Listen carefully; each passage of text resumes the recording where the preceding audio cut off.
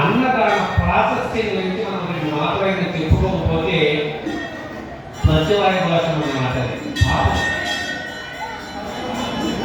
మీకు అనేక రకములైనటువంటి యజ్ఞములు మీరు గతంలో విని ఉంటారు. అతిరాత్రము, వాజపేయము, అతివక్రము, మహాచండి, ఏవో అనేక రకాల యజ్ఞాలు తీసుకుని సవనము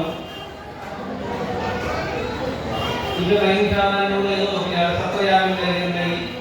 దానికి చాలా మంది వచ్చి వెళ్ళారని ఇవన్నీ ఉంటాయి. ఏంటి వాటి ఫలితాలు? యజ్ఞాలు యాగాల ఫలితాలు ఏంటి? అసలు దేనికి యజ్ఞము? ఒక అమ్మ ఇంట్లో వంట చేస్తుంది, అది యజ్ఞం. ఒక అమ్మ ఇంట్లో భోజనం పెడుతుంది పిల్లల కుటుంబానికి, అది యజ్ఞం. ఒక వ్యవసాయం చేస్తున్నాడు రైతు, అది ఒక యజ్ఞం. ఒక వ్యాపారం చేస్తున్నాడు వర్తకుడు, అది యజ్ఞం. ప్రతి పని కూడా యజ్ఞమే. సేవ చేస్తున్నారు యజ్ఞం. ఇక్కడ ఉన్న మాలిన్యములను శుభ్రపరుస్తున్నారు యజ్ఞం. ఈ సృష్టిలో శ్వాస పీల్చడం దగ్గర నుండి శ్వాస వదలడం వరకు మధ్యలో జరిగేటువంటి ఏ పని అయినా అది యజ్ఞం. యజ్ఞం ఏం చేస్తుంది? ఫలితాన్ని ఇస్తుంది. అది పుణ్యకర్మలు పుణ్యయజ్ఞం, పాపకర్మలు పాపయజ్ఞం. పాపకర్మలు పాప ఫలితాన్ని ఇస్తాయన్నది ఎంత వాస్తవమో, పుణ్యకర్మలు శుభ ఫలితాన్ని ఇస్తాయన్నది అంతే వాస్తవం. అన్ని యజ్ఞములలోకి జపయజ్ఞం నేనే అన్నాడు భగవంతుడు. ఆయన జపయజ్ఞం నేనే అన్నాడు. ఏంటి? కూర్చుని నెయ్యి హోమకొండాలో పెళ్ళిని కదా ఆయన జపించండి అన్నాడు.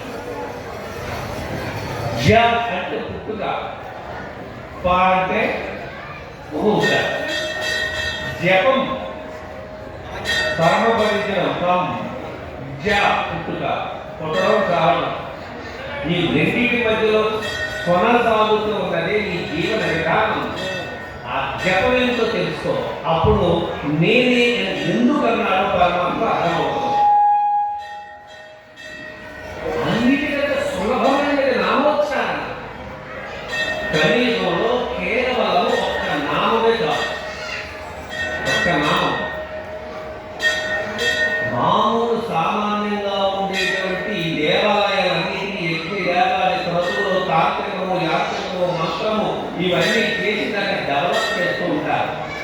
ఎక్కడ దేవాలయాల్లో యజ్ఞయాగాలు, క్రతువులు, నోములు, వ్రతాలు, పూజలు, అర్చనలు ఆగిపోతాయో అక్కడ భగవంతుడు శక్తిహీనుడైపోతాడు.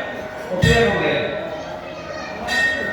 ఎక్కడైనా అంటే ఈ ఒక్క అవధూత మందిరం దగ్గర తప్ప ఎక్కడైనా ఇవన్నీ ఉండవచ్చు కాక.